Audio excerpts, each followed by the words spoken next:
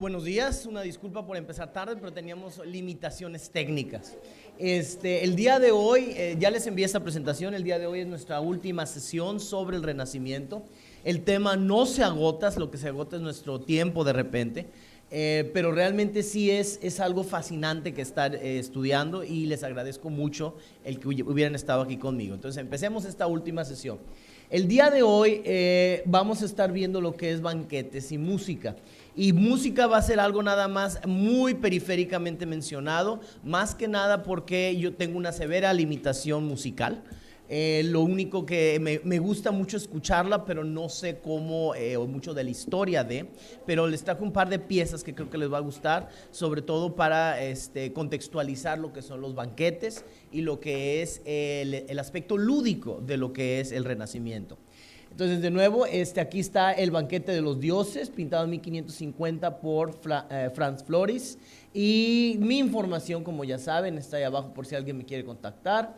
Y empecemos entonces. Esta sesión teníamos focalizado lo que era música, comida y baile. Y vamos a estar viendo que esto va a ser uno de los legados más interesantes, aparte de lo artístico, para el Renacimiento, pues es uno de los efectos tiene un fenómeno de civilización, o sea, es decir, es un motor de civilización, y empieza a distinguir esto lo que va a ser el legado cultural europeo. Vamos a ver que este tipo de contexto, de elemento, va a ser parte esencial de lo que son las cortes que van a empezar a surgir de manera ya más formal a partir de lo que es el siglo XVI. Es un elemento legitimizador de la corona, puesto que con todos estos banquetes no nada más son banquetes y celebraciones, sino es la manera en cómo la corona interactuaba con lo que era su aristocracia e interactuaba con lo que eran sus enemigos, los que podían ser algún tipo de rival o algún tipo de contrincante. Y muy importante, es un legado que hoy en día muy pocos pueden ver formalmente, puesto que el protocolo, la etiqueta y sobre todo lo elaborado de estos banquetes desaparece después de la Primera Guerra Mundial y solamente una débil sombra de lo que fueron se mantiene en lo que son los famosos banquetes de Estado. Cuando es y generalmente cuando es una monarquía es cuando tienen un poquito más de ostentación en lo que es la presentación, pero si no, vamos a ver que este tipo de celebración sí termina desapareciendo. Aquí se van a estar explorando básicamente lo que son los gustos cortesanos, el arte de entretenimiento que llega a su culminación más interesante en lo que es el barroco de Luis XIV. Y vamos a ver sobre todo, como les digo, un poquito de lo que es la música de laúd, las crepas, la salsa bechamel lo puse como ejemplo más que nada, que son herencias que tenemos, que las crepas, por ejemplo, yo no sabía, surgen de Bretaña, del oeste de Francia, y muy importante, no se puede datar en qué años surgen, puesto que ya es una tradición del pueblo, que simplemente no ha habido una historia, de decir, la historia de la crepa, ¿cuándo fue la primera vez que apareció? No sabemos. Sin embargo, la salsa bechamel sí sabemos. Aparece en un recetario formalmente en lo que es el siglo XVII y está nombrada a partir de, o en honor de un duque que era el cocinero el que le inventó esto. Otros se lo atribuyen, muchos tradición, a lo que es las salsas que trajo, los gustos culinarios que trajo consigo Catalina de Medici de Italia. Lo interesante de todo esto es de que igual que el Renacimiento que vemos, el corazón de este movimiento surge de Italia y se transmite al resto de Europa. ¿Qué es lo que vemos? La tradición del banquete lo tenemos presente desde lo que es la antigüedad. Uno de las figuras que describe los banquetes y de hecho se preocupa mucho en describir la comida es Petronio. Petronio es el que escribe el pequeño libro que está incompleto porque se perdió parte del libro, el Satiricón. Y Petronio describe los banquetes romanos. Él era arbitum elegantorum de lo que era la corte, creo que no es de Calígula, creo que es Nerón. Y es uno de los que empieza a describir cómo comen lo que es la aristocracia y cómo comen lo que es la gente común. Y es muy interesante porque es realmente una visión muy honesta de lo que es el pasado romano del siglo I. Y muy importante es como vemos cómo comen. Una de las cosas que yo recuerdo, porque Fellini, si recuerdan bien, hizo la película El Satiricón, y muy interesante, no logra capturar, por eso me decepcionó mucho, porque la novela de Satiricón, o el pequeño novelita, que sobrevive, es muy descriptivo y me despertó mucho mi imaginación. Es muy erótico también.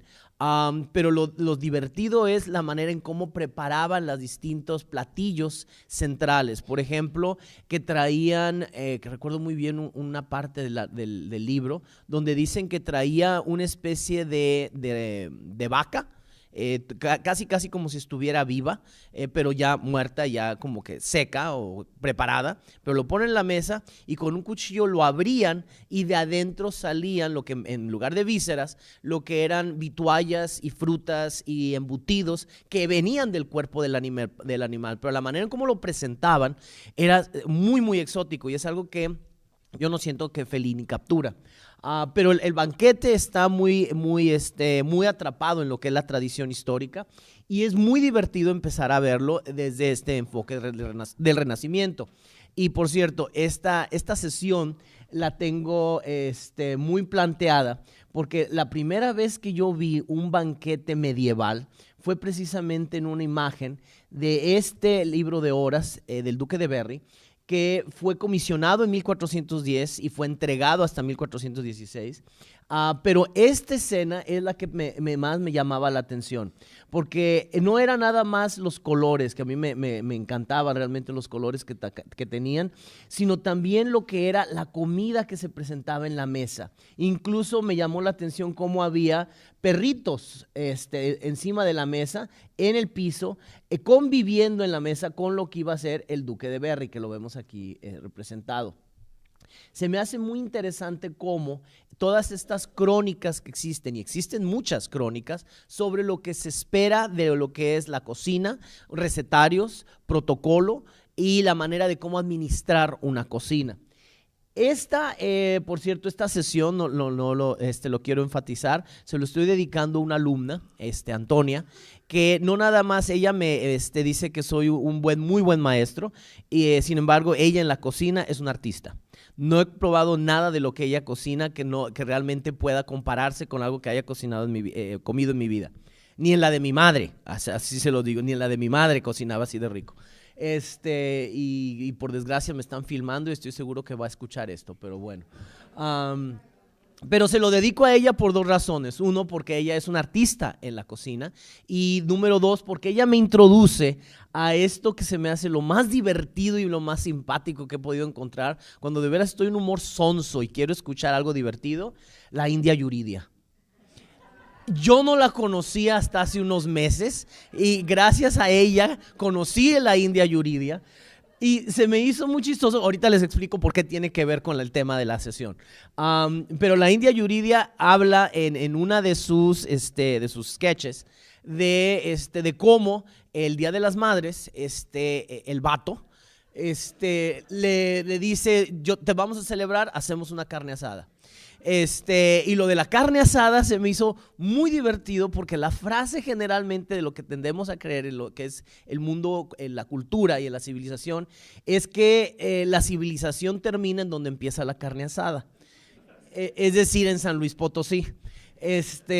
Sin embargo, con este sketch de la India Yuridia, a mí se me hizo ver cómo la complejidad cultural que incluso rodea a la carne asada. No nada más es una jerarquía, un ritual, los roles asignados a cada quien, pero como dice la India Yuridia, la salsa que no pica, la salsa que pica poco, el arroz, el guacamole, yo hago todo, dice el vato, yo hago todo, pero tú ponte a hacer el arroz, el guacamole, la salsa, los 3 distintos tipos de salsa.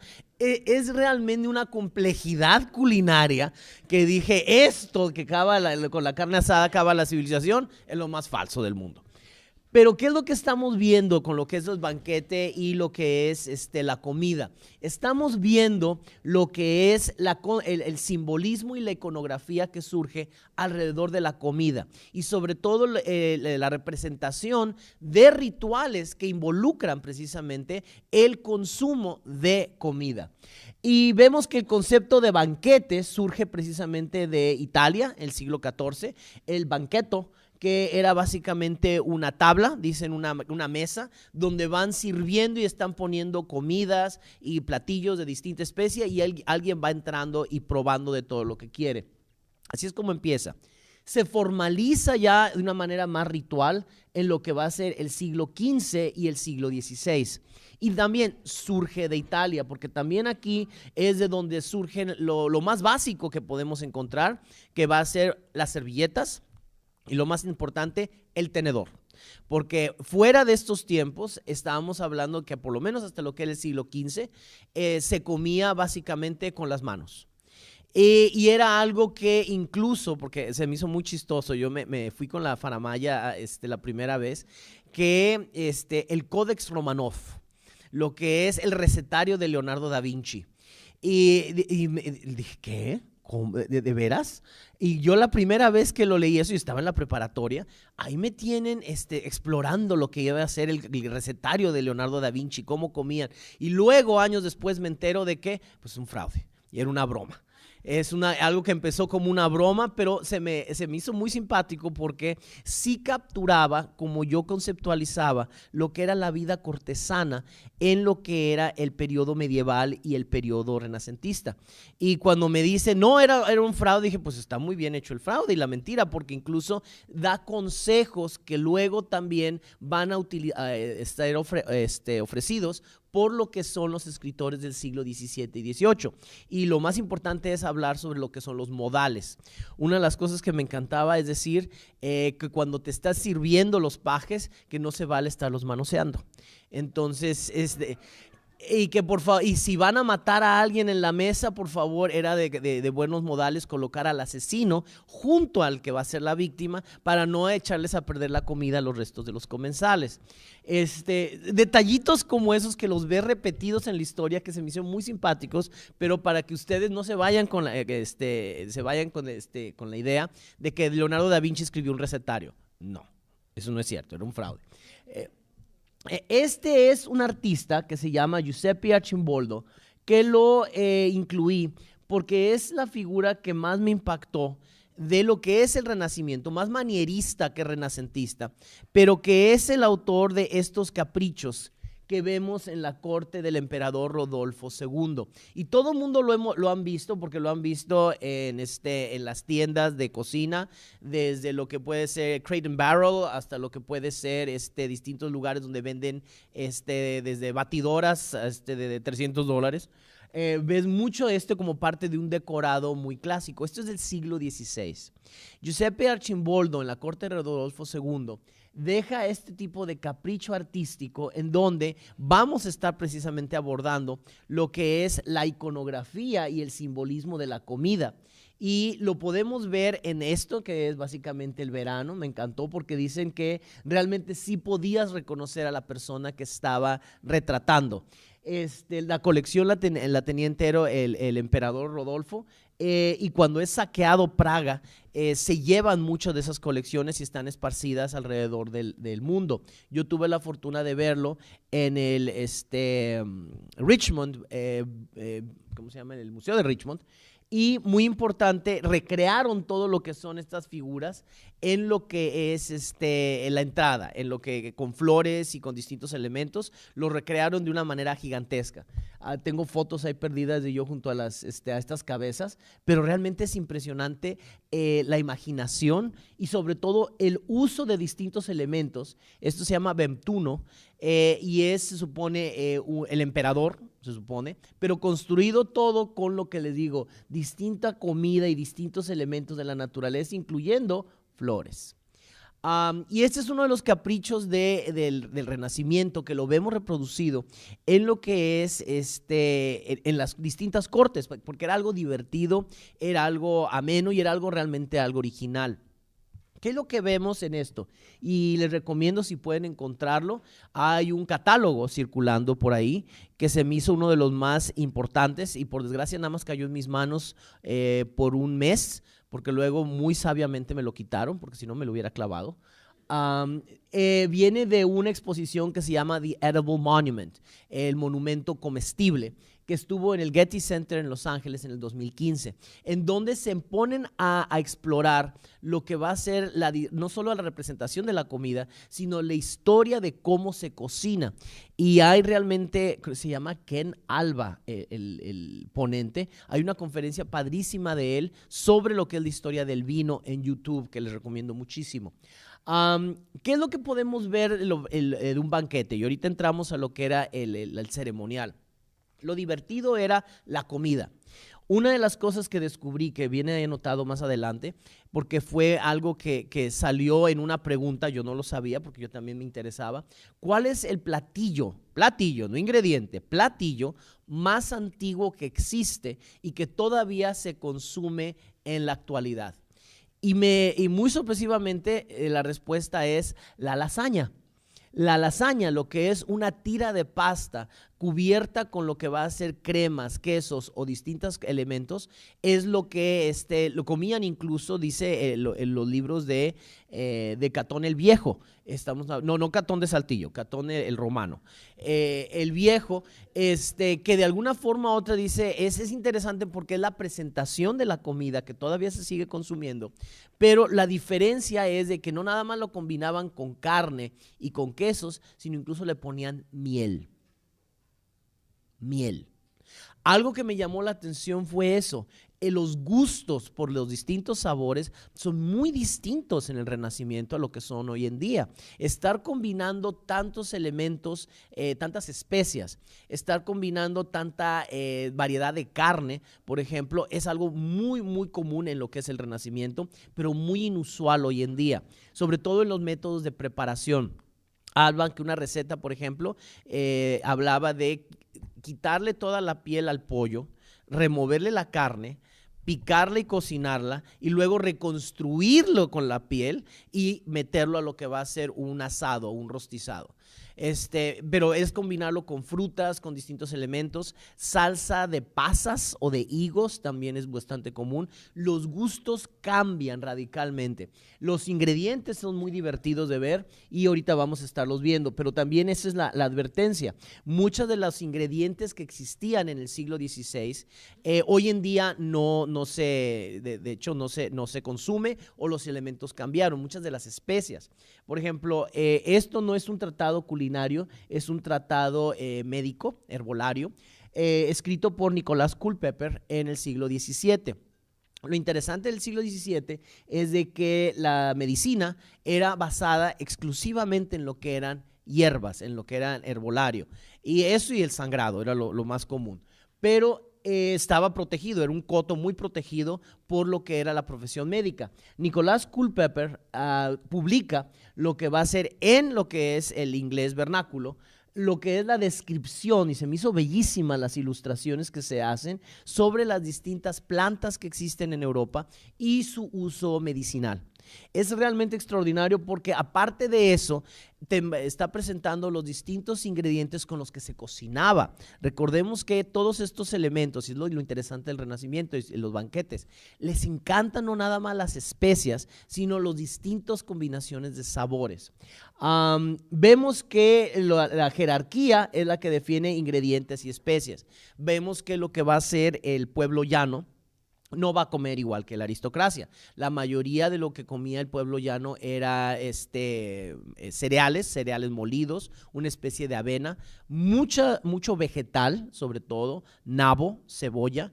Comen mucho lo que van a ser repollo, pero las carnes realmente quedan para ocasiones especiales.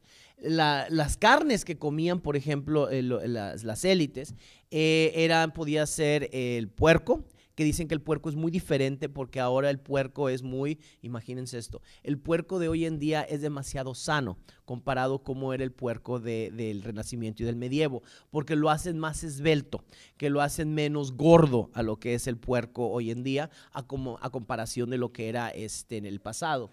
y muchos de los ingredientes que empiezan a utilizarse se van perdiendo con las tradiciones.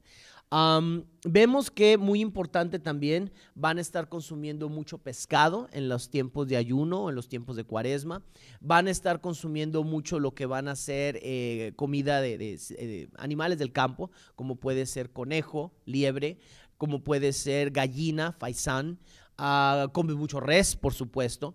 No había, esto me recuerda a mi antiguo maestro, que en paz descanse, Pedro Treviño, que decía, es que en muchas sociedades no te das cuenta que todo el animal, todo lo que se pueda comer, se comía. Me lo estaba diciendo por las florecitas esas blancas que le salen a algunas cactáceas. Dijo, esas en el centro del país se comen, que se fríen o se saltean, creo que son como una flor blanca, muy bonita, la verdad, suavecita, pero nunca me ha tocado probarlo. Y dijo, es que hay civilizaciones donde se come todo. En el caso del medievo y el Renacimiento, la sangre se hacía para sopas, se reservaba para sopas o para hacer salchicha. Lo que eran las vísceras también se cocinaban, lo que eran los ojos, que hoy en día dices, bueno, se perdió la costumbre. No, muchos recuerdan que las cabezas de las vacas se consumen. Leí una receta que se me hizo muy simpático porque es cocinar liebre, pero la liebre entera. La pelan, la ponen dentro de lo que es, porque eso es otra cosa que tenemos que ver, los utensilios, una especie de cacerola que se pone lo que es en el fuego, pero enterrado en lo que es el piso, en la tierra.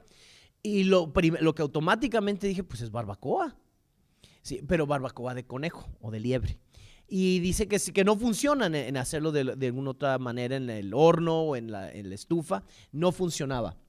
Pero es como los distintos ingredientes y especies se van a estar definiendo de acuerdo a la jerarquía. Una especie muy preciada y que estaba presente en casi todos los platillos era la pimienta. Pimienta en todas sus variedades. Yo no sabía que la pimienta tenía variedades y ahora resulta, y lo descubrí precisamente leyendo para esto, que sí existe una pimienta en particular con una fragancia muy especial, que es la pimienta que viene de África. Que viene del este de África o del oeste de África, pero que le dicen polvo de paraíso.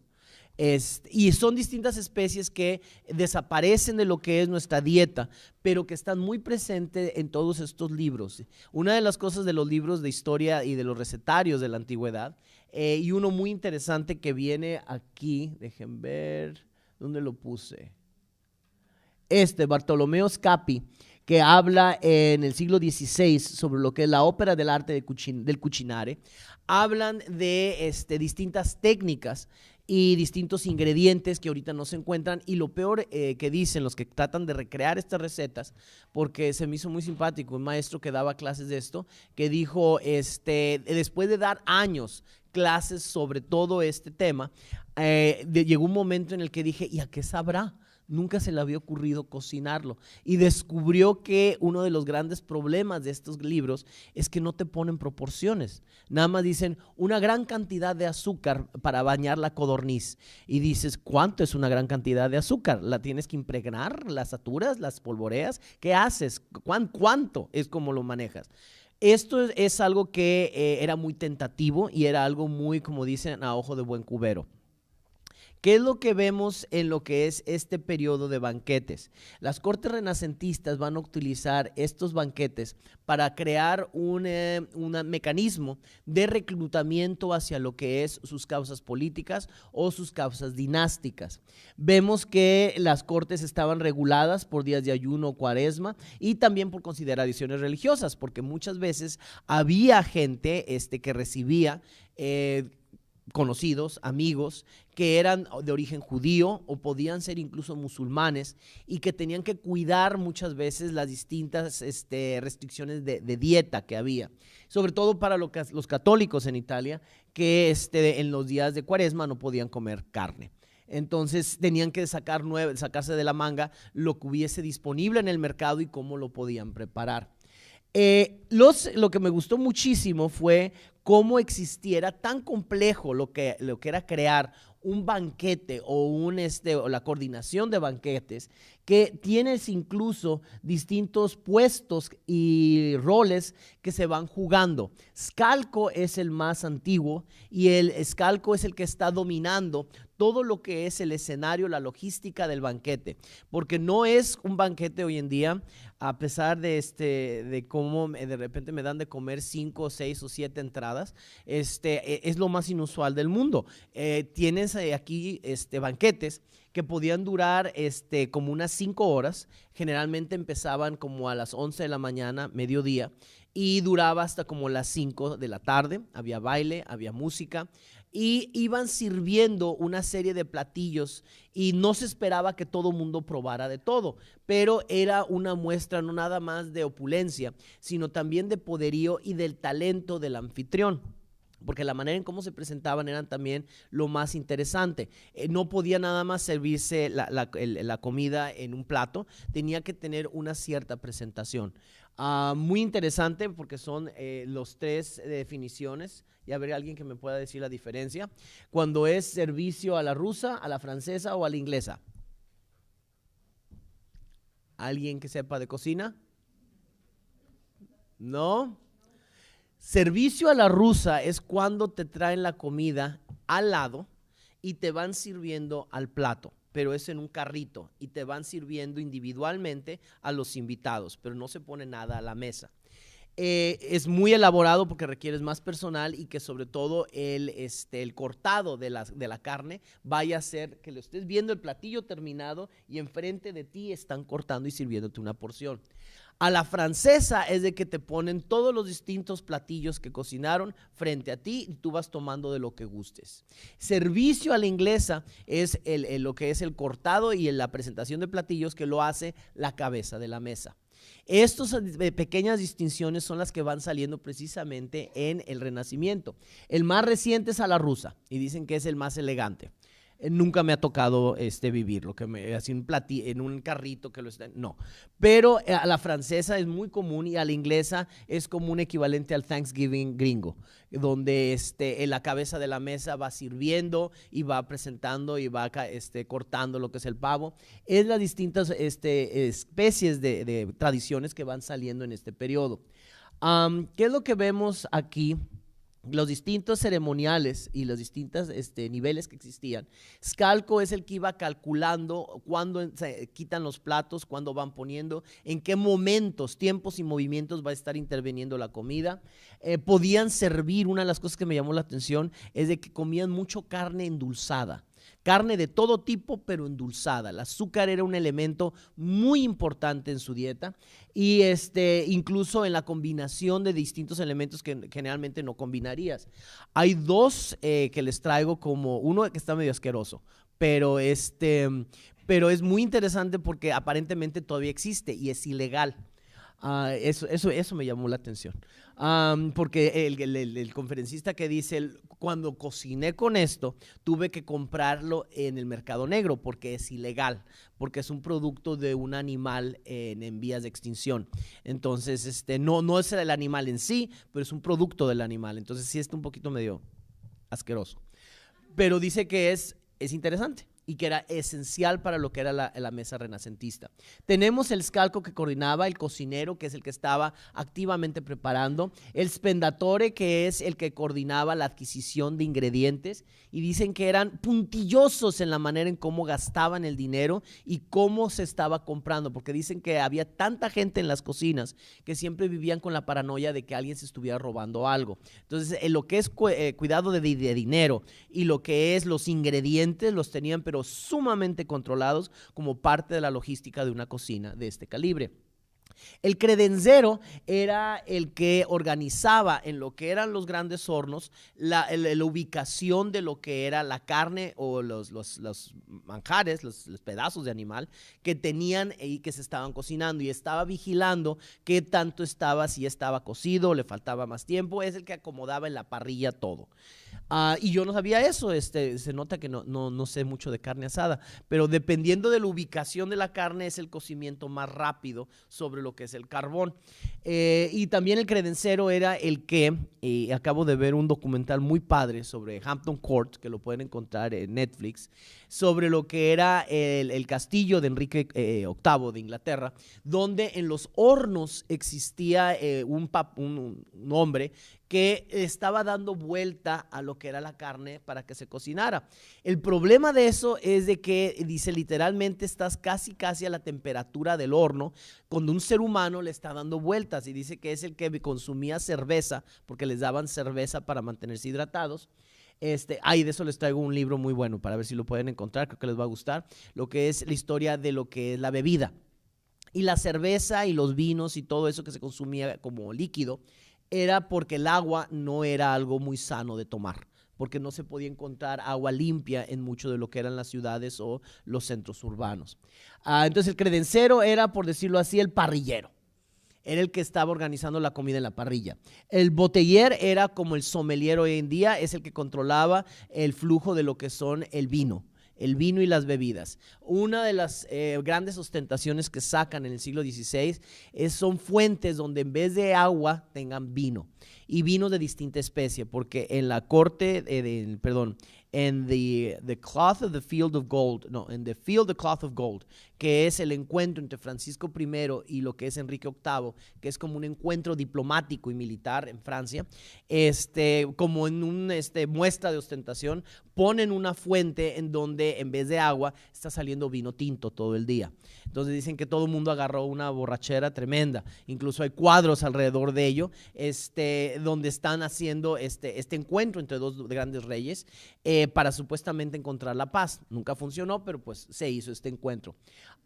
El Papa hizo incluso algo más elaborado. El Papa Clemente, no sé si era Clemente VI o qué número de Clemente, pero un Papa Clemente que en su mesa hizo una fuente de plata en donde salía vino blanco o vino tinto, y era para que se pudieran servir a su gusto los invitados. Eran las innovaciones y los juguetes que ponían en la mesa. ¿Qué es lo que vemos? Sobre todo el botellere, que era el que manejaba lo que era la bebida. El trinchante era el que cortaba la comida. Una de las cosas que distingue el Renacimiento es que todo te lo servían de una manera muy finamente cortado, y en ajas o lonchas, algunos les dicen, muy finas. Entonces era todo un arte poder cortar la carne, y sobre todo cortar distintas piezas de lo que eran los animales que presentaban. Dicen que incluso los higos los cortaban de una manera muy fina para poder presentarlos sobre la mesa. Como no había tenedores, hasta ya posteriormente empiezan a introducir tenedores, las pequeñas piezas de carne que comías con las manos era la manera en cómo se consumía la comida, incluso en estos contextos. Vemos luego que los banquetes son representados de distinta manera. Por desgracia, pues sí es la última cena, no tiene muy buena resolución, pero aún así se perdieron muchos los detalles, como mencioné cuando estuve platicándoles lo de Leonardo da Vinci. Esto está justo arriba de la puerta que llevaba a la cocina. Entonces la última, y era sobre el refectorio donde comían todos los monjes. Y muy interesante, la última cena representa precisamente, o sigue la tradición de representar comida y lo que va a ser el ritual del consumo de comida en grupo. Este es uno de los más antiguos y en la tradición de la historia del arte.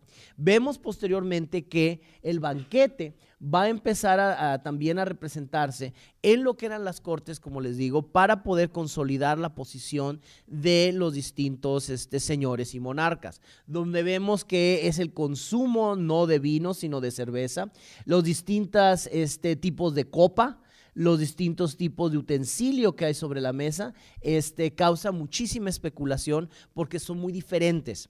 Hoy en día, ¿cómo fue? La máxima expresión, y si alguien está siguiendo la serie, sí se las recomiendo mucho, se llama Victoria, sobre la reina Victoria. Es una serie que está en Roku. Esa es la máxima expresión de lo que es la complejidad en la mesa formal, porque había por lo menos como unos 7 a 12 distintos tipos de tenedores, también distintos tipos de cuchara, distintos tipos de cuchillo. La cristalería era muy compleja también. Y hoy en día, como les digo, ese grado de sofisticación solo existe en lo que son las grandes comidas o cenas de Estado, los banquetes de Estado. Aquí vemos que en un principio era beber, mucho de lo que se servía en un principio era frío y se seguían con distintas entradas de distinto tipo. Costumbres que mantenemos de banquetes renacentistas es empezar con algo frío y terminar con algo dulce. Pero todo lo que son las etapas de en medio de ese de principio y ese final son completamente diferentes. Porque está sirviendo cosas no solo dulces, sino saladas, llenas de especias. Pueden ser sopas, pueden ser cremas, pueden ser pasteles, pueden ser uno que salió que se me hizo muy interesante, gnocchi. El gnocchi es una pasta italiana, pero rellena de albaricoque. No es salada, es dulce. Y la servían con una salsa de especias, pero salada. Y es una combinación que dije, en mi vida se me hubiera ocurrido a mí. En el Renacimiento sí tenían este gusto por ese tipo de combinación de sabores. ¿Qué es lo que vemos también? Esto es ahí sí no les encontré, les debo el autor. Ese lo bajé y se me hizo muy bello. Pude reconocer que creo que es sobre la corte alemana, por el águila que vemos aquí. Puede ser la corte en Gante, en la corte de Carlos V. Se me parece que es siglo XVI, pero realmente lo que me interesó fue la presencia de fruta. Es muy raro encontrar en los banquetes del siglo XVI fruta tan, como dirían, tan desnudamente presentada, porque generalmente era preparada con clavo, era preparada con distintas especias, o la presentaban de una manera muy distinta que nada más el plato de peras y ponérselas a rebanar ahí. Este es uno de los más bellos que me gustan, de Bruegel el Viejo, 1567. Habla de lo que es los banquetes y las comidas del pueblo llano. Pero aquí no vemos que es un aristócrata, sino es el pueblo compartiendo un banquete en una celebración. Pero lo que sirven, como les digo, cremas, sopas, cómo están sentados, cómo conviven. Dicen que Bruegel algo que le distinguía era su capacidad de observación. Y era cómo se comporta o cómo se mantiene lo que es estas tradiciones en lo que es la modernidad. Me encantó, el banquete de Herodes. Es de 1486, es de Giardalao. Y estamos viendo cómo en el banquete de Herodes estamos más apegados a lo que va a ser el Renacimiento. Y también la manera en cómo se va poniendo la mesa es distinto. En la tradición renacentista es muy diferente cómo se va a hacer progresivamente de esta manera, una sola mesa, un rectángulo y sentados alrededor. En lo que es el Renacimiento, el siglo XV, vemos generalmente esto, lo que es un espacio en medio para que no nada más te sirvan, sino para poderse ver a las caras, tener más espacio, nadie frente a ti directamente, y muy importante, en medio tienen entretenimiento. ¿Qué es lo que vemos de otros escenarios de banquetes? Son precisamente estar reproduciendo los gustos de la época en otros periodos históricos. ¿Qué es lo que vemos de la comida que les decía? Nada más para repasar. Les recuerdo que iba a ser una sesión, estoy yéndome muy rápido, lo más rápido posible, porque les dije que íbamos a hacer un recorrido en la sala. Bartolomeo Scapi es el primero que les recomiendo si tienen curiosidad de ver cómo se manejaba una cocina renacentista y sobre todo el tipo de elementos e ingredientes que se tienen para cocinar, las presentaciones. Los ingredientes cambian, como les estaba diciendo, los utensilios especialmente, y varían de región a región. Estos son los dos elementos que son lo más... a mí se me hizo un poco asqueroso, la verdad, pero se me hizo muy interesante cómo lo utilizan. Lo que es el almizcle es una glándula que viene de un ciervo y que se obtiene de una manera muy potente. Hoy lo utilizan mucho en perfumería, pero lo utilizaban mucho en la cocina renacentista para perfumar distintos elementos, distintas carnes, distintos guisados. Y dije, bueno, es parte de un animal, es parte de un venado, es un ciervo, pues bueno.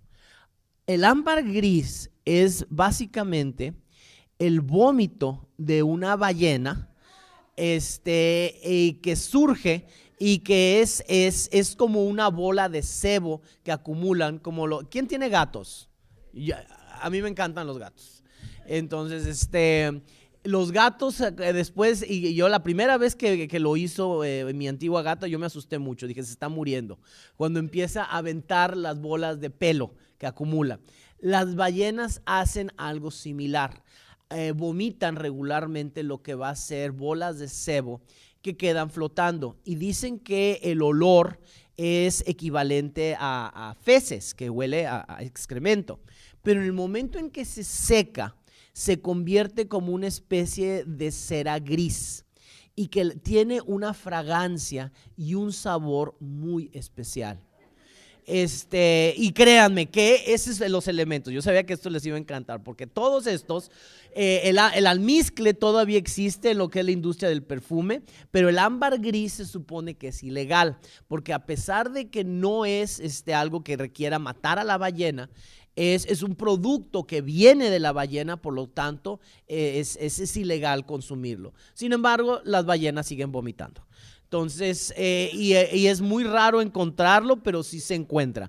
¿Cómo se preparan? Ahí sí es algo que les debo. Pero porque yo cuando lo vi y literalmente parecía un pedazo de excremento y lo estaban mostrando y que luego mostraban ya cuando se secaba y era como una especie de cortecita gris. Y dicen, eso es lo que utilizan. Y ya, maestra, ya no vamos a hablar de eso, ya puede destaparse las orejas. Ya no vamos a hablar del ámbar gris. Pero es como les digo, una combinación tan rara de sabores y aromas que realmente no sabemos cómo poder vivirlo. Dejen usted vivirlo, cómo prepararlo. Perdón, hay una pregunta.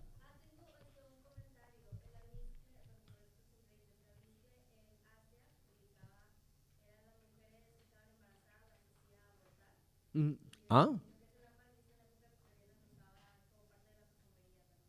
No sabía que todavía se utilizara, pero sí tenía entendido de que porque lo investigué, dije, no, me debo estar equivocado. Y es cierto, en perfumería se sigue utilizando mucho, pero es muy raro y tengo entendido que nada más se puede utilizar en algunos países, porque trataron de crear algo sintético para poder comparárselo y no hay manera de compararlo.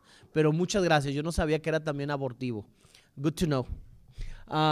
¿Qué es lo que estamos viendo de estos procesos? Es de que todo va a cambiar y nótese que esto es algo coyuntural porque en el momento en el que estamos hablando, el siglo XVI, también ocurre algo extraordinario, que es que nosotros entramos en escena.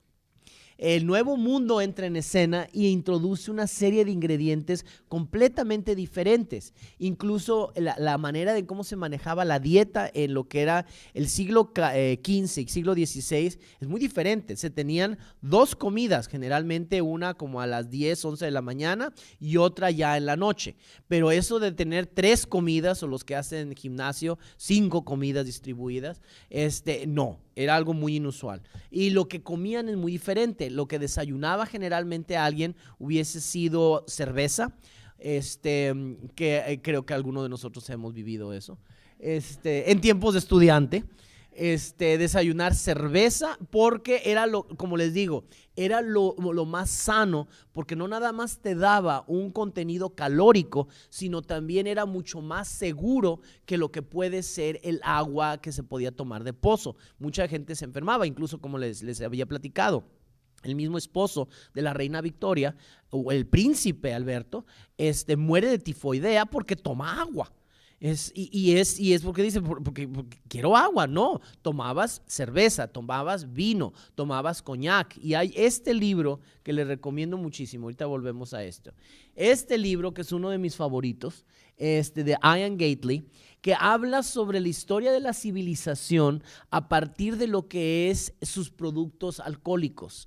No nada más son distintos porque dice, los más antiguo que existe es el fermentado, pero no es el fermentado como lo conocemos hoy en día. Es literalmente apachurrar la uva, pisarla, prensarla, pero la echas con ramitas, con pedacitos de tallo, y cuando se fermenta, es una borrachera que incluso dicen que esa borrachera mató a Alejandro Magno, porque era un vino muy fuerte. Eso de estarle quitando, de prensarlo y pasarlo por distintos niveles y fermentarlo, eso ya es muy posterior. Pero el original es los fermentados. En México, por ejemplo, tenemos el pulque, que fue uno de los primeros de las bebidas que tenían. Y me da mucha risa cuando hablan de las bebidas mexicanas, porque cuando hablan de tequila, y me regalaron recientemente una botella de tequila y no la he abierto, de hecho. Dicen que es la bebida de los mexicanos por tradición, la bebida que los aztecas. No, perdóname, los aztecas no habían ingeniado todavía lo que era la destilación, y que yo sepa, y sé mucho de tequila, el tequila es destilado, no fermentado.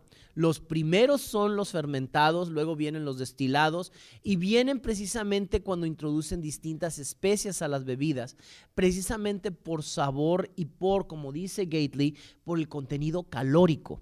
Entonces, cuando estamos hablando de lo que es la bebida y la comida, va a estar cambiando radicalmente con la entrada del Nuevo Mundo, con técnicas nuevas, ingredientes nuevos, y muy importante también, me encantó, es una comparación de lo que son productos agrícolas, contrastando lo que es el viejo con el Nuevo Mundo, lo que es arroz, trigo, cebada, turnips, cebollas, repollos, lechuga, lo que son piches, duraznos, peras y el azúcar. Pero del Nuevo Mundo tenemos desde maíz, todo tipo de papa, que hay 400 variedades de papa que viene del Nuevo Mundo, y que se consume mucho más en el sur, en Sudamérica, que aquí.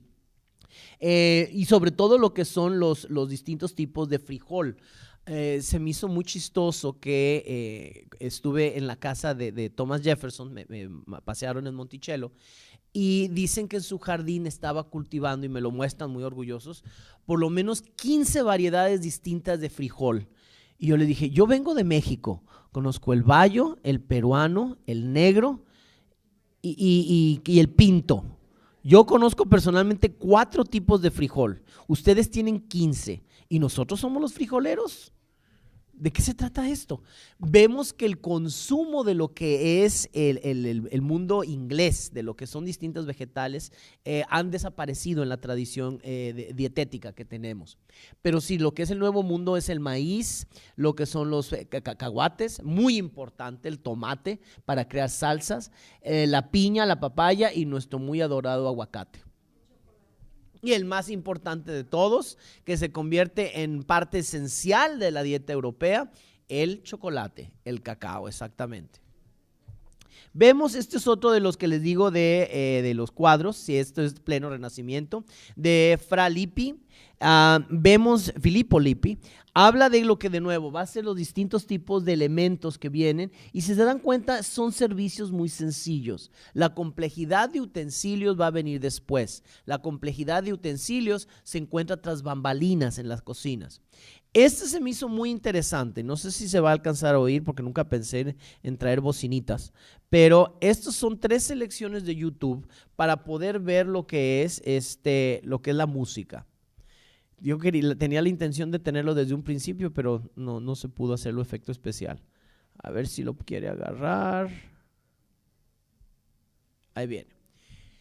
La música y el baile van a ser parte de lo que va a ser la tradición profana en lo que es el Renacimiento. Vamos a estar viendo que en la música sacra que predominaba era el canto gregoriano. Lo que es la profana va a introducir no nada más lo que va a ser la música de instrumentos, sino también lo que va a ser el baile. Los más interesantes a mi gusto son los villancicos y lo que son las madrigales. Los madrigales. Pero muy importante también es el papel de lo que es el juglar. El papel del juglar, el papel de lo que va a estar cantándole a lo que es las mesas. Uno asume que eran músicos muertos de hambre, porque incluso me dio mucha risa. ¿Se acuerdan de la película Shakespeare in Love? Ok, como el personaje de Shakespeare se mete a escondidas, haciéndose pasar por músico para la primera vez que ve a Julieta. Porque estaba persiguiendo un actor para la obra. La película está muy padre. Pero me encanta porque de repente se pasan con una charola, trata de agarrar algo y le dan un manotado y dice, los músicos no comen. Y dije, mira que no han cambiado muchas cosas. El laúd y los distintos instrumentos requerirían, y por desgracia creo que ya no se pudo abrir aquí por alguna razón, o está tardando mucho. A ver. Uy, sí, pero dejen ver el sonido. Segundo. Ok.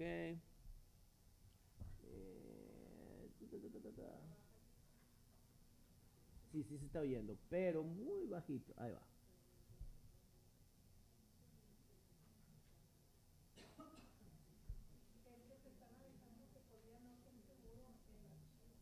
Ah, sí, pero no, ya. Ahí está. Pues ahí está en su máximo esplendor el volumen.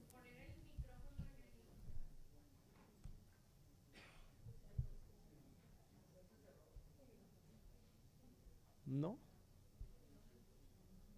ahí está.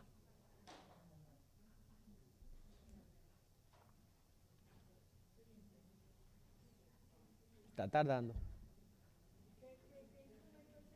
El lute es como una especie de mandolina pequeña, el que está ahí marcado, y es una herencia que viene de Córdoba. Viene que estos instrumentos, los primeros cuerdas, a ver, dejen ver si me acuerdo de historia de los instrumentos musicales. Los primeros instrumentos musicales son los tambores, percusión. Luego siguen en términos de lo elaborado de las técnicas, lo que van a ser las cuerdas. Luego, después de las cuerdas, vienen los aires, es decir, las flautas, los instrumentos de aire. Y hasta ahí sé lo que sé de historia de la música, que era percusión, luego cuerdas, luego aires, que fueron el nivel de complejidad. Estos vienen porque se venían desarrollando más de lo que era la tradición ¿cómo se llama? De las cuerdas, pero del mundo árabe. A ver.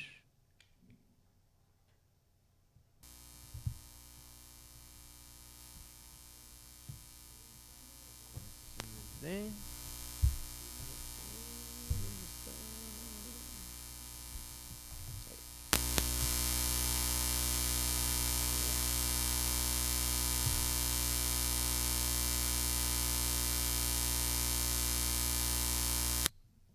A ver.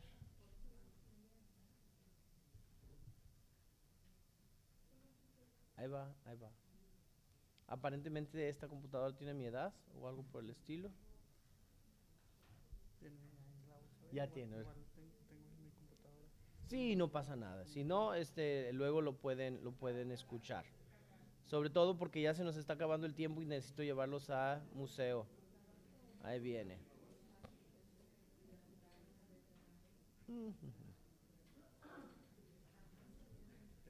No, no pasa nada.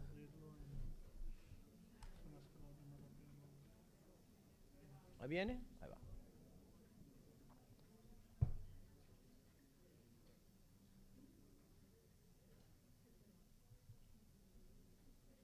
No. No.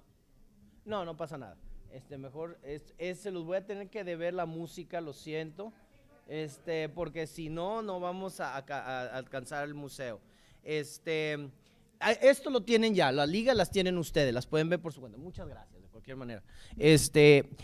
Aquí estamos viendo que una de las características era la polifonía, que tuve que meterme a buscar qué significaba eso. Aparentemente es distintos tonos o tonalidades que de alguna forma u otra pueden ser o contrastantes o pueden ser armónicos. De música, la verdad lo confieso, no sé, dicen que lo leí, y se los entrego así como yo lo recibí, que lo que más caracteriza lo que va a ser la música renacentista es la polifonía, y sobre todo la combinación de cantos. Estas son las dos ligas que más se caracterizaba, y el tipo de música es muy suave y es muy cadencioso. Y a mí me gustó muchísimo, la verdad, para cuando quieres dormirte, está magnífico.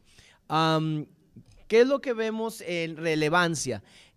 para terminar esto, vemos que todo lo que fue la comida y la bebida no nada más es importante para definir cómo vive y qué valores y qué es lo que una sociedad aprecia, sino también lo que va a ser su desarrollo de civilización en sus técnicas de preparación de alimentos. Es lo que Ian Gately dice: a medida que se van desarrollando mayores complejidades o se va desarrollando nuevas técnicas culinarias, van a empezar a ver qué tan compleja o qué tan elaborada es la tecnología de cierta civilización.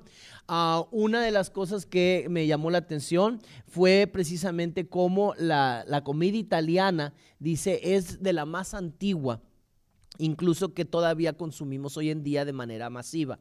Otros dicen que es la comida china. Sin embargo, la comida china de distintas dinastías tenía elementos que hoy en día ya no los puedes encontrar, desde lo que pueden ser grullas hasta lo que pueden ser distintos tipos de pescado que nada más se conocían entre los cocineros, pero que no sabemos que realmente qué especia era. Vemos que el efecto civilizador va a ser muy importante y muy tradicional en lo que es la representación renacentista de la vida cotidiana. Este es el último que les traigo, porque esa es una de las cosas que me llamó la atención. Este es más que nada finales del siglo XVI. Era la presentación al final de la comida de los distintos tipos de fruta. Este es mi favorito porque es ya entrando a lo que es el siglo XVII, lo que es un banquete, es anónimo o desconocido, un banquete para lo que es el rey Enrique IV con lo que es María de Medici. Era la manera en cómo se atendía a lo que era la corte en una especie de picnic. Y es como seguimos representando este tipo de tema, porque si ven lo que son las revistas, si ven cualquier cosa de Facebook, nunca entendí realmente la costumbre de la gente de quererle sacar foto a su comida. Tardas, y en una ocasión a una amiga me dio un pequeño y un secreto deleite, porque en medio de lo que era una sopa, se le cayó el celular adentro. Entonces dije, no sé por qué, pero me dio mucho gusto. Y luego dices, pero es tu amiga, qué malo eres. Pero ¿para qué sacarle foto a la comida? Posteriormente, en el siglo XVII, van a entrar lo que van a ser las naturalezas muertas, va a ser lo que son los distintos escenarios de banquete, pero más formal y más ritualizado. Estas primeras imágenes que compartí con ustedes son los primeros intentos de querer recrear algo esencial de nuestra vida, que es la comida. Como efecto de civilización, como un instrumento político, fue utilizado para poder acercar a enemigos y amigos y para poder crear escenarios en donde dinastías y monarcas pudiesen empezar a descollar. Y pues bien, esta fue la última sesión del Renacimiento. Fue genuino placer estar aquí con ustedes. Espero, y disculpen las prisas, pero sí quería abarcar todo esto que traía antes de irme a sala con ustedes. Sinceramente espero que les haya gustado el curso, y tienen mi correo electrónico si tienen cualquier duda. De todo corazón les doy las gracias por estar aquí conmigo. Fue un placer conocerles y muchísimas gracias.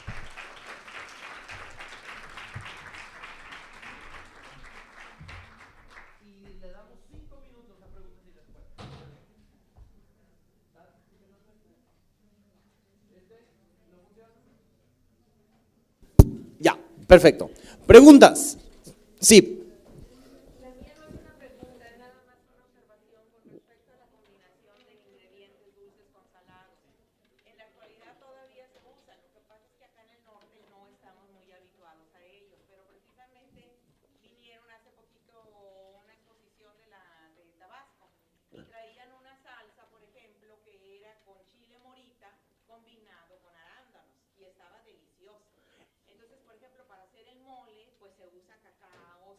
Distintos tipos de chile, así es.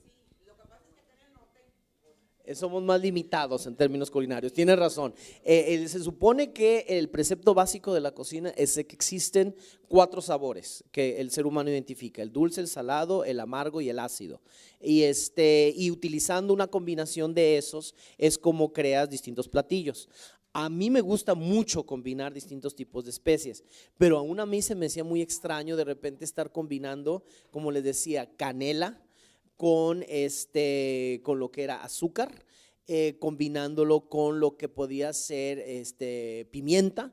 Y dicen que realmente era con distintos tipos de hierbas, que sí es muy inusual encontrar tanta combinación, porque hoy podemos hacer, sobre todo el que yo conozco que tiene más hierbas de todo, el pollo en escabeche.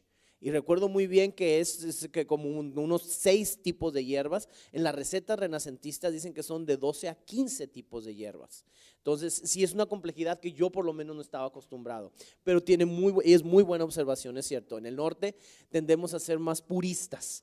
En mi casa, mi hermano me critica por usar el ajo, imagínense. Y el ajo, que es lo básico, sabor de la vida. ¿Alguien más? Maestra. Bueno, yo en realidad lo que quiero hacer es darles mucho las gracias porque volví a vivir todo lo que usted presentó, sobrevive y existe. Si usted va de turista o le toca vivir en Europa, usted puede conocer los castillos de los reyes, las cocinas de los Castillos, sí. puede probar los vinos franceses que son exquisitos, la comida, o sea, lo que comían los reyes, hoy los turistas lo pueden probar. Sí y no. Porque una de las cosas que sí cambiaron lo desapareció, porque por ejemplo, aparentemente cada año en Versalles se hace una cena de gala, que es carísimo asistir, pero donde recibes un menú que es un menú de lo que hubiera comido el Rey Sol.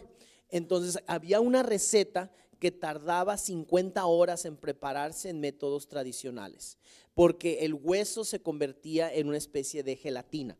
Pero realmente sí son técnicas que dices, hoy en día no tanto. Lo que hoy comemos es generalmente lo que sobrevive de lo que comía el pueblo llano. Lo que eran asados, guisados, pueden ser muy elaborados en ingredientes, pero eran mucho más elaborados en la altura de su, o en el auge, en su momento de auge. Por ejemplo, algo que se perdió mucho, el aspic.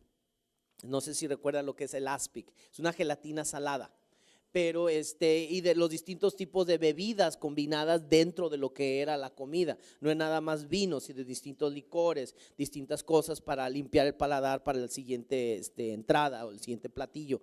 Es mucho más elaborado en el pasado que en el presente. Sin embargo, en las cenas de estado dicen que todavía, porque no me ha tocado ser invitado a ninguna, que se siguen practicando ese tipo de ritual y ese tipo de jerarquía.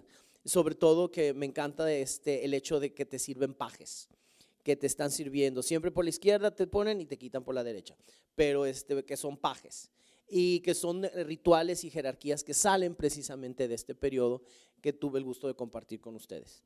Y pues muchísimas gracias. Perdón, una más, ¿sí, señora?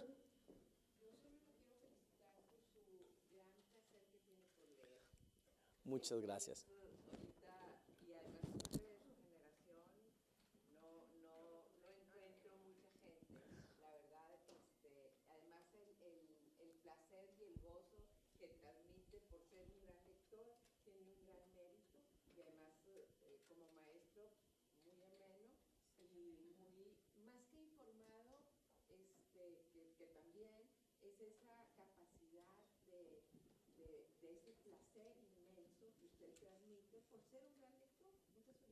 Muchísimas gracias, estoy muy agradecido el comentario. Y muchas gracias a todos por acompañarme. Que tengan lindo día.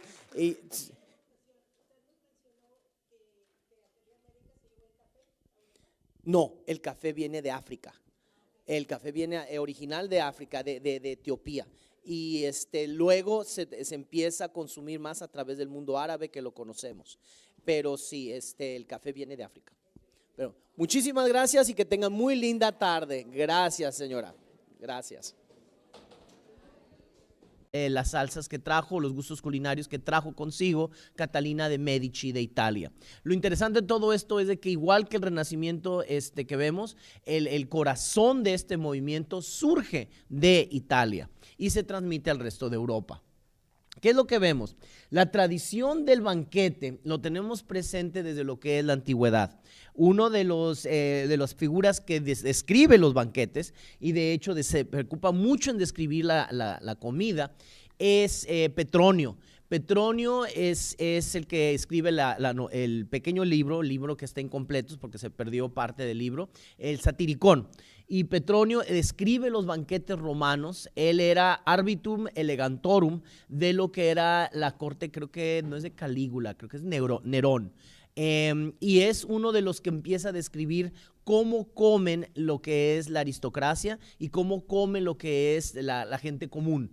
Y es muy interesante porque es realmente una visión muy honesta de lo que es el pasado romano del siglo I. Y muy importante es como vemos cómo comen.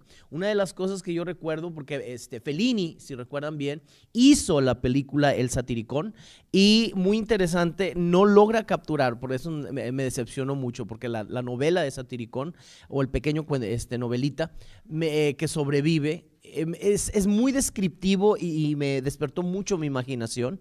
Es muy erótico también, pero lo divertido es la manera en cómo preparaban los distintos platillos centrales. Por ejemplo, que traían, que recuerdo muy bien una parte del libro, donde dicen que traía una especie de vaca, casi como si estuviera viva, pero ya muerta, ya como que seca o preparada, pero lo ponen en la mesa y con un cuchillo lo abrían y de adentro salían lo que en lugar de vísceras, lo que eran vituallas y frutas y embutidos que venían del cuerpo del animal, pero la manera en cómo lo presentaban era muy, muy exótico y es algo que yo no siento que Fellini captura.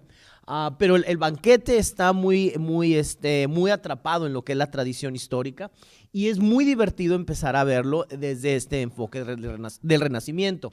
Y por cierto, esta sesión la tengo muy planteada porque la primera vez que yo vi un banquete medieval fue precisamente en una imagen de este libro de horas del Duque de Berry, que fue comisionado en 1410 y fue entregado hasta 1416. Pero esta escena es la que más me llamaba la atención, porque no era nada más los colores, que a mí me encantaban realmente los colores que tenían, sino también lo que era la comida que se presentaba en la mesa. Incluso me llamó la atención cómo había perritos encima de la mesa, en el piso, conviviendo en la mesa con lo que iba a ser el Duque de Berry, que lo vemos aquí representado. Se me hace muy interesante cómo todas estas crónicas que existen, y existen muchas crónicas, sobre lo que se espera de lo que es la cocina, recetarios, protocolo y la manera de cómo administrar una cocina.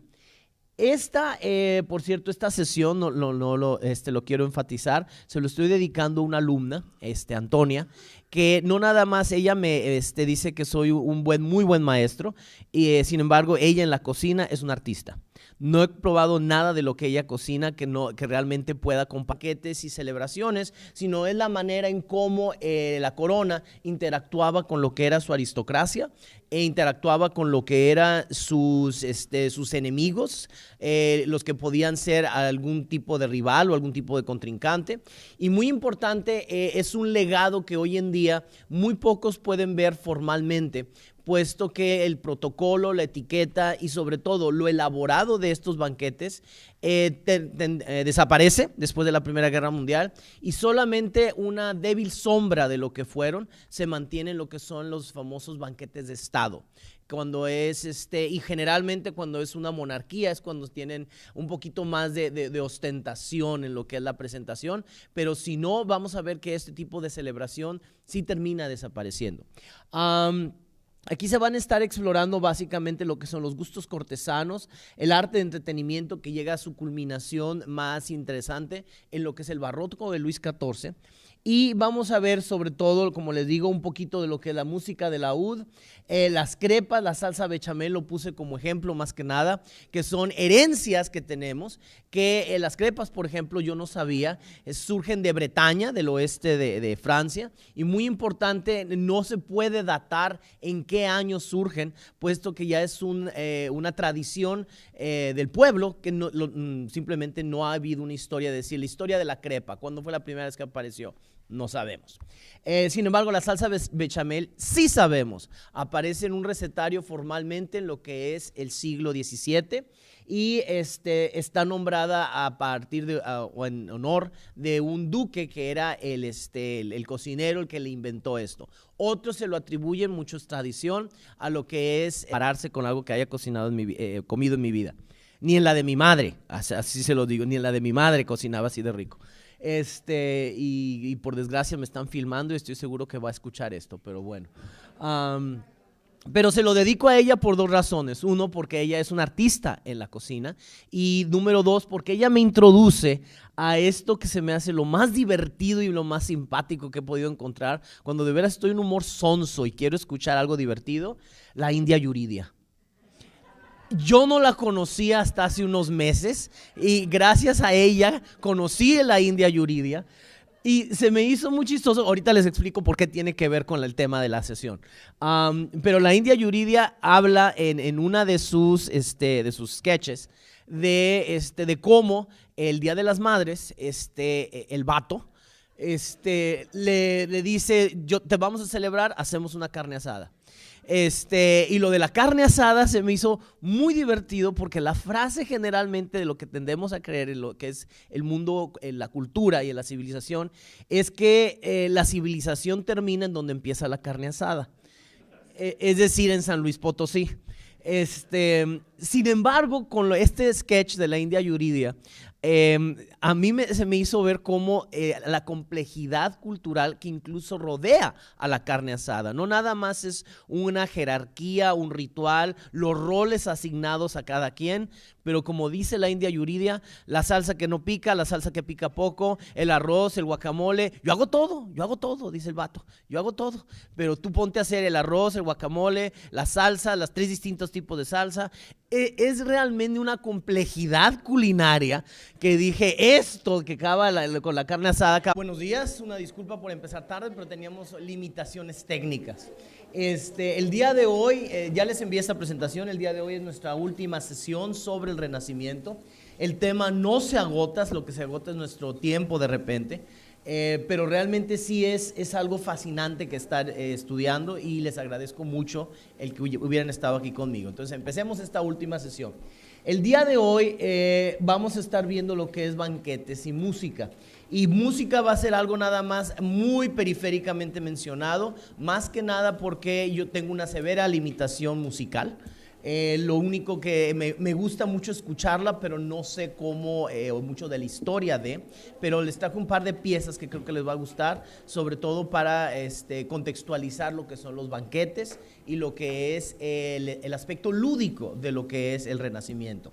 Entonces, de nuevo, aquí está el banquete de los dioses, pintado en 1550 por Franz Floris. Y mi información, como ya saben, está ahí abajo por si alguien me quiere contactar. Y empecemos entonces. Esta sesión teníamos focalizado lo que era música, comida y baile. Y vamos a estar viendo que esto va a ser uno de los legados más interesantes, aparte de lo artístico, para el Renacimiento, pues es uno de los efectos tiene un fenómeno de civilización, o sea, es decir, es un motor de civilización, y empieza a distinguir esto lo que va a ser el legado cultural europeo. Vamos a ver que este tipo de contexto, de elemento, va a ser parte esencial de lo que son las cortes que van a empezar a surgir de manera ya más formal a partir de lo que es el siglo XVI. Es un elemento legitimizador de la corona, puesto que con todos estos banquetes no nada más son banquetes